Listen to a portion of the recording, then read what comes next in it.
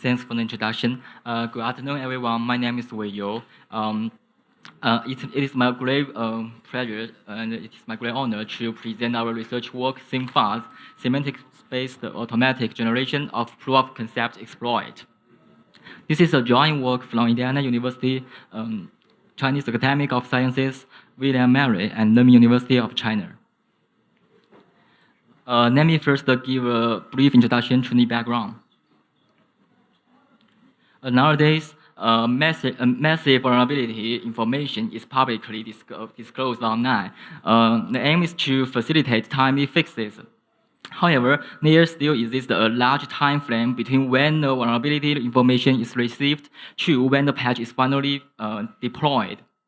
On average, it is 30 days, but most disclosed vulnerabilities has few available exploits, so it is meaningful if we can automatically generate exploit by leveraging the vulnerability-related information which is disclosed online. And it can be benefit for the security analysts to win the exploit patch arms races. For one side, it helps to understand the vulnerability and its exploitability. How about such as can the vulnerability be triggered, and is it easy for the attackers to recover the exploit? From the other side, it helps to study the security implications of this of the disclosed information, such as does the disclosed information provide sufficient guidance for attack? How can we release vulnerability information without leaking sufficient information for attackers to exploit? Patch is one of the important vulnerability-related information which has been used for auto-exploitation.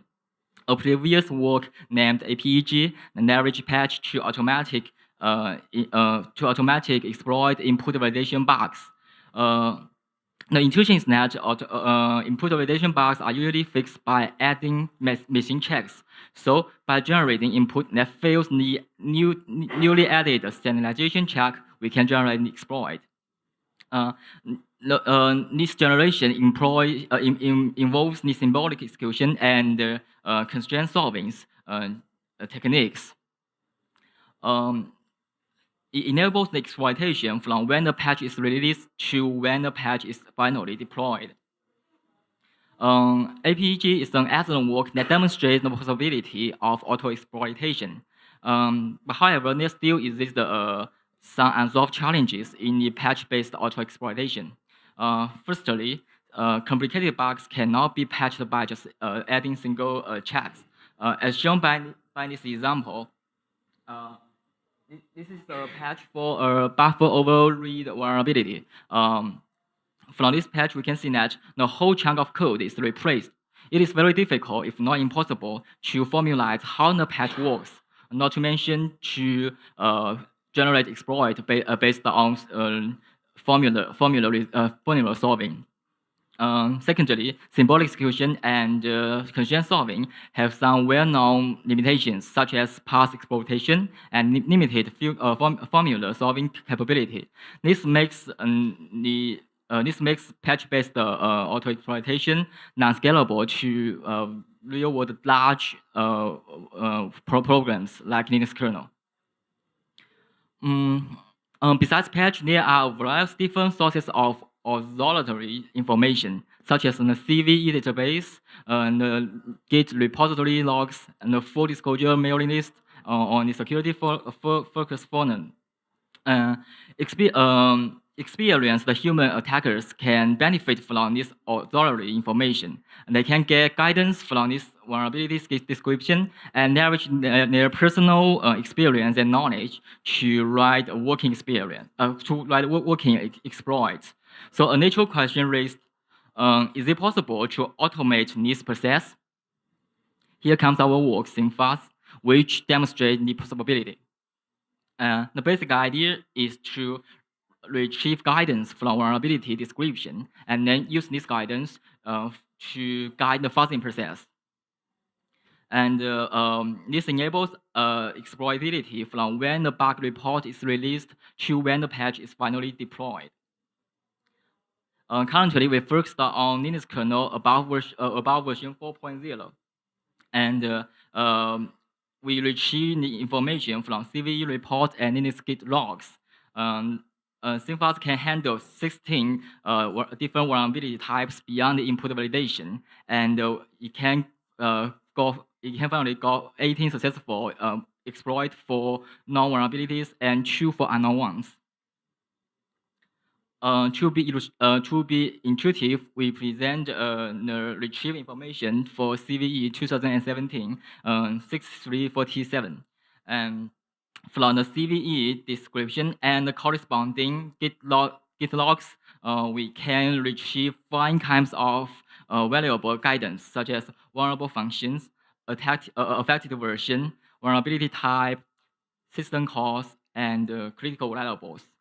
This guidance plays an important role in exploit generation. We will go into details later.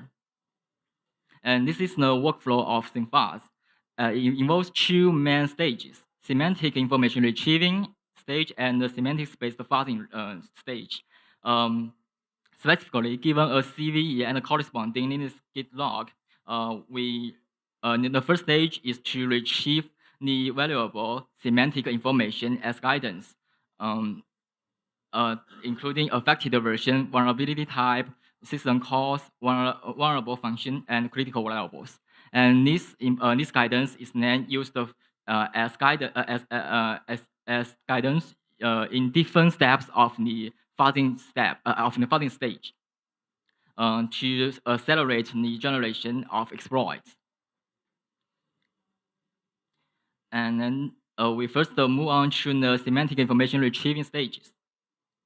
Basically, we leverage natural language processing techniques to build path trees for each sentence in the CVE and the Git log description, and then assisted with other resources such as regular expression, common vulnerability enumeration list, patch, symbol table, and the system call knowledge base.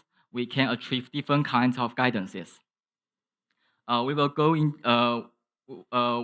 We will go through details about the retrieving of critical variables and system calls. We identify a variable as a critical variable if it appears in a patched function and is mentioned in the CVE or Git log description. To retrieve critical variables, we first build a symbol table for the patched functions, for the variables in the patched functions.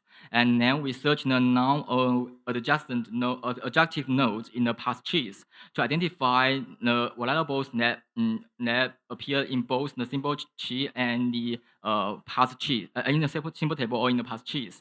And we would like to highlight the retrieval of structural field.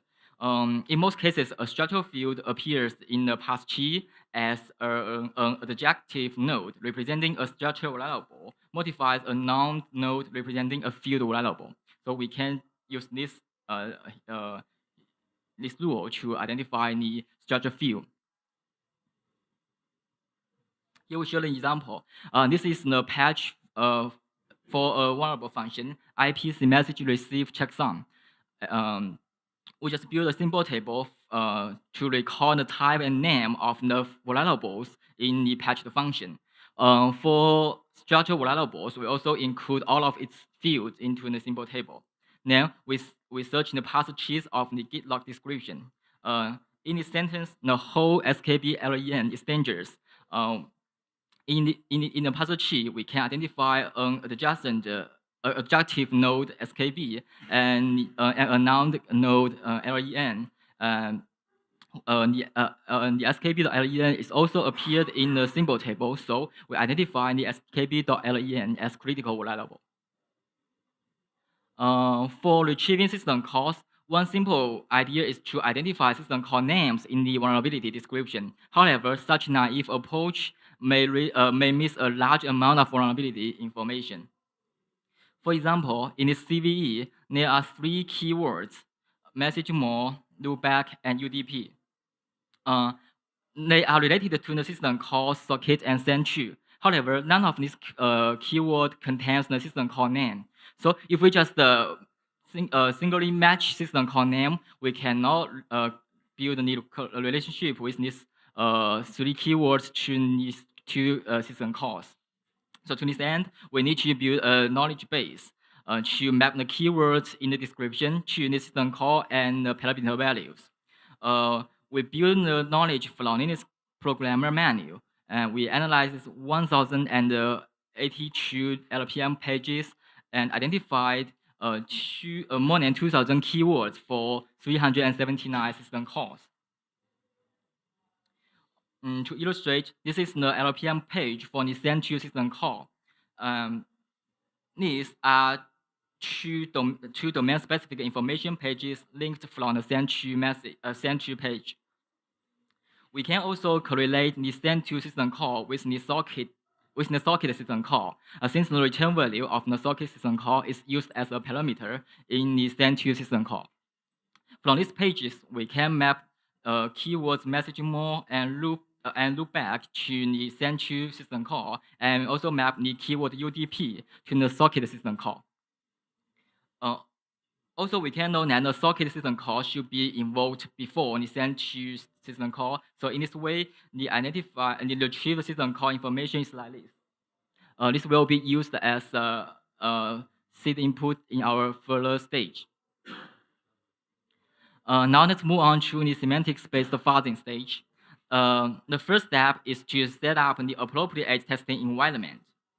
After that, there begins an ongoing iteration of seed input generation, coarse level mutation, and fine-grained mutation. A corpus is maintained during the fuzzing process. Basically, in the seed input generation step, new initial seed inputs are generated and put into the corpus screen.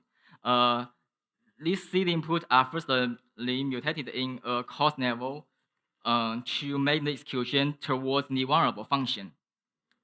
Then they are mutated at a fine level to make the execution towards the patched code. And finally, trigger the vulnerability.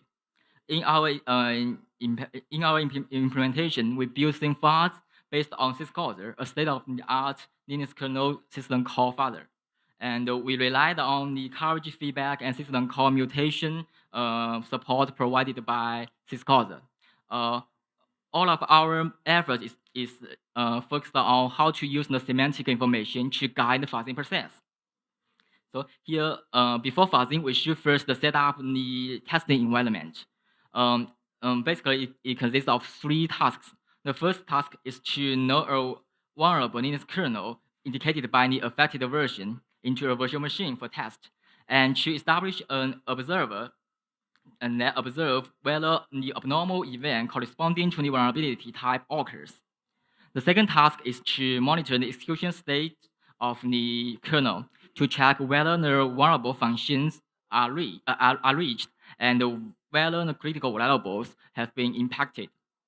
And the third task is to initialize the seed input generator with the retrieved system calls. Then the fuzzing process begins with seed input generation. The goal is to generate initial corpus for further mutation. And the guidance used in this step is the system calls retrieved from the semantic information. More specifically, we extend the retrieved system calls with other related system calls to generate the initial seed input. These seed inputs are first mutated at the coarse level with the goal to reach the vulnerable functions. In this step, we prioritize inputs by the function call distance computed in the call graph. Here we present an example. And this is a fragment of call graph, and consider the vulnerable function is IPC message receive checksum. And consider there is a sequence S1 that reach the function UDP receive message. And the distance from this function to the vulnerable function is 3. So the priority is 1/3. Consider another system call S2 that can reach the inet receive error function. And the distance from this function to the vulnerable function is 4. Hence, the priority is 1/4. By comparing the priority, we will prefer to choose S1 than S2 for further operation. When the input reaches the vulnerable function, we will mutate it in a fine-grained way with the goal to trigger the vulnerability. In this step, we will focus our efforts on vulnerable mutation, on valuable mutation that have impact on critical variables. Here we show a system call sequence that can trigger the aforementioned CVE. In this sequence, mutating the parameter buff of the send-to system call will impact the critical variable skb.len. Hence, mutating buff parameter is no valuable mutation. We will focus our efforts in mutating this variable and this parameter. And then we went to the evaluation of our system. We evaluated our system with 112 Linux CVS in the recent 5 years. To facilitate the testing, we previewed 103 versions of Linux kernel, covering the affected versions of the tested CVS.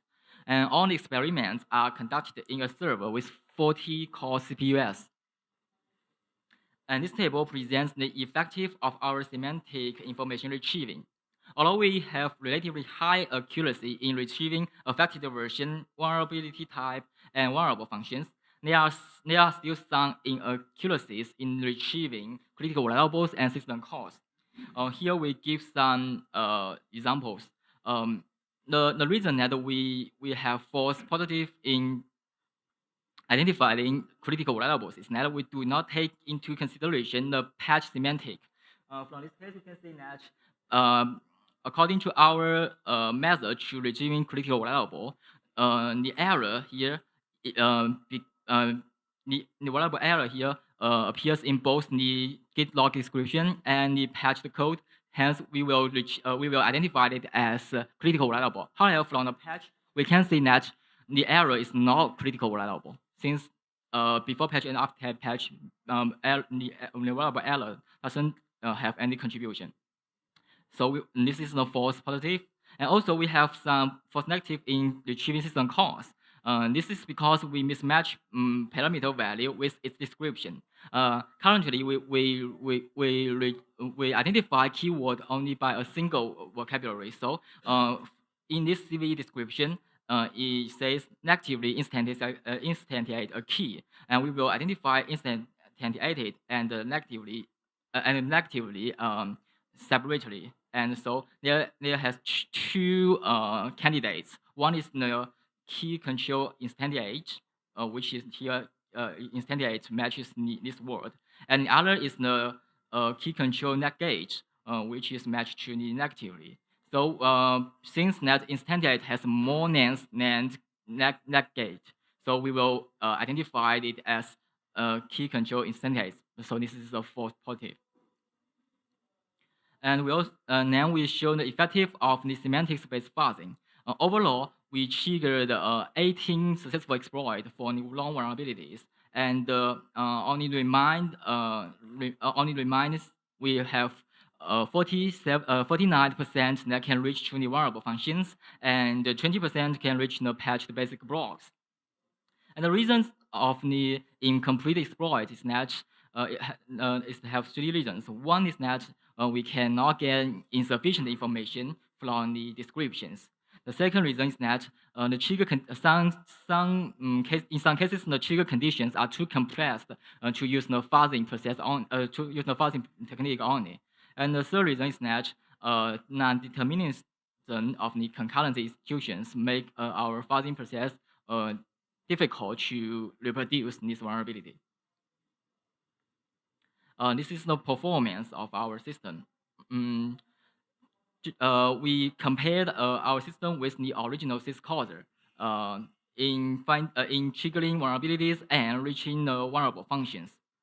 To be fair, we let syscauser to initialize the system calls which is related with the tested vulnerability, and the result is that SemFuzz can find 18 successful exploits, while the original syscauser can find only 7.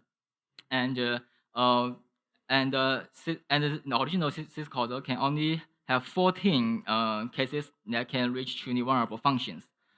In the time consumption, the original syscauser causes on average 33.9 hours, which is 1.9 times slower than SemFuzz. And also, in reaching vulnerable functions, the original syscauser is 1.6 times slower than SemFuzz.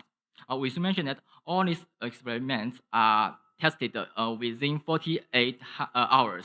If in 48 hours there is no vulnerabilities trigger, then we stop the fuzzing process. Here we present some interesting impact of our research.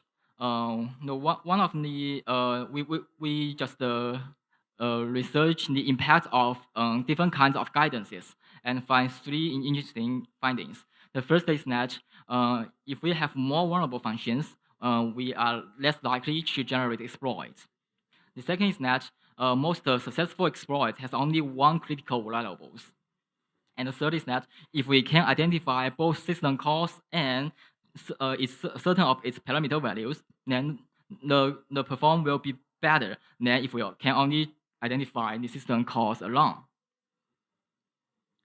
Although our research mainly focused on generating exploits for non-vulnerabilities, to our surprise, during our fuzzing process, we found exploit for 2 unknown flaws. One is a 0-day vulnerabilities, which was found during fuzzing CVE 2016-4794. And this is the new vulnerabilities which appears along the known flaws. We have reported it to the Linux kernel organization and get confirmed. And the other is the undisclosed vulnerabilities, which was found when fuzzing CVE 2016 3841. This is the similar problems inside equivalent components. And we also reported it to the Linux kernel organization, but we found that in the latest kernel, this has been patched before we reported it to them, but we do not find any public reports about this vulnerability. So we retrieve it as an undisclosed vulnerability. And here comes to the conclusion. And in our study, we have 2 findings. That one is auxiliary vulnerability information can also help attack. In our study, we use only CVE report and the Git logs. But however, there are other kinds of resources such as security mailing list or forum. Here's an example. This is a description depicted from the foreclosure mailing list for the vulnerability CVE 2016 8655. And from this description, we can see that the vulnerable function is package settling and package set sock opt. And also, it discloses how to trigger the vulnerability, such as by calling set sock opt on the socket using the packet arc-string option. And this information is not disclosed in the CVE description. So we can see that besides CVE, there may be some other kinds of other sources that we can gain information. The second finding is that complicated vulnerabilities can also be auto-exploited. In our study, we handle 16 different kinds of vulnerabilities beyond the input validation bugs. But how about more complicated vulnerabilities, such as logical vulnerabilities? We show this example. This is the description of CVE 2015, 86 and 60. From this description, we can know that it is a bypass intended access restriction vulnerability. It is a logical vulnerability. However, this description discloses some valuable information for us to learn about this vulnerability. It says that modify the attributes of arbitrary overlay files. So if we can build an observer that observe whether the attributes of the overlay file system has been changed, then we can also identify whether this. We can also using the fuzzing to check whether such abnormal behavior happens during our testing. That's all of my presentation. Thank you. Is there any questions?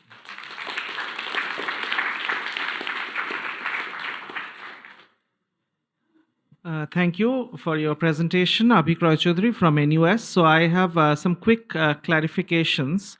So I worry a little bit about the way you are setting the priorities based on the distance from the function to the vulnerable function. It's quite possible that there are several paths to the vulnerable function, and only if a certain context is taken, only then the crash will be triggered. So if you are always favoring the shortest path to the vulnerable function, you could probably reach the vulnerable function. You are focusing on reaching it, but you will probably not encounter the crash. And this is also borne out perhaps by the results that only in 16% this was shown. So I was wondering whether this is the case or... Thank you for your question. And first, not all the patched functions are treated as vulnerable function in our research. We just combine the patched function and we'll see whether this patched function's name appeared in the CVE or the GitLog description. Since in most cases CVE just specify the true or the specific vulnerable function. So that means we use the CVE's result to filter the patched function. Okay. Yeah. And just one other thing. So at the very beginning, you gave this input checking example, input checking scenario, and said that symbolic execution is used. So for those cases, did you compare the SemFuzz approach with symbolic execution or no, not really? Actually, the input validation box is defined to check their patch. Is their patch is patched? Is their patched by adding single checks, right? But in our research, we find that a lot of Linux-related vulnerabilities cannot be just. Yes, I understand that. But for those ones, did you compare with symbolic execution for the input validation or no? Not no, really. no, we haven't done that. Thank you for your question. Hi, Billy from Android Security. I have two questions. The first one is your tool open source or available for validation? Yeah, we are now considering about whether to commercialize it or open source it, or we maybe also we will maybe also to publish as a service. We are still considering about it.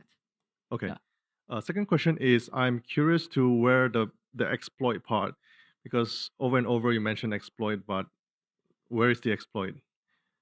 It seems to be that you're simply producing a proof of concept code that shows that this path is reachable. But where is the exploit? So that is why our title's name.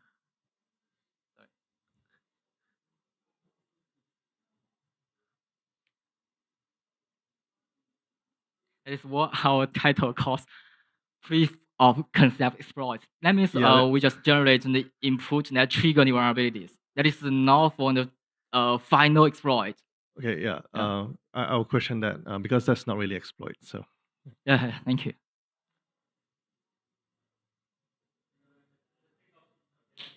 Thank you.